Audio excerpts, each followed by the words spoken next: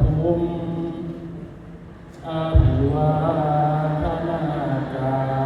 รกราบทูลอดุลกุรุประทานอิตาเถภวิสันสิ่งสมรม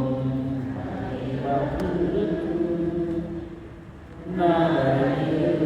นประคองธรรมรู้ชีวิธีผู้สานันอนุสารพระภาคสอนให้เรื่องเรื่องปริวิชานักการสถาพรอันแจ้งแสดงอิทธิพลอนุยมยุคนสารโอเพื่อและเจือผู้นามิจิต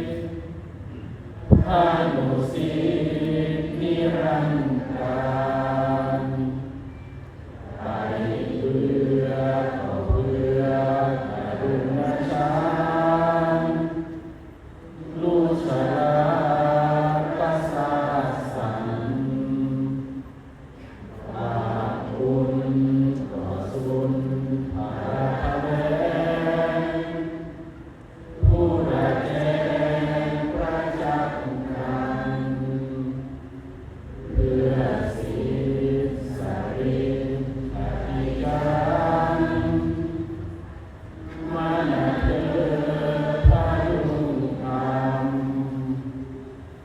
อวนข้าปดาวิลาสิทธิ์สยามกิจละลึกธรรมด้วยสาสาตารนังอนุสรณ์พระเยี่ยมคุณโปรดอวยสุขีอารานิอานิเรศขอแรงบุญส่งเสริมเจริญพระมุรสุนพาราสิเสมอเถิดปัญญาวุฒิ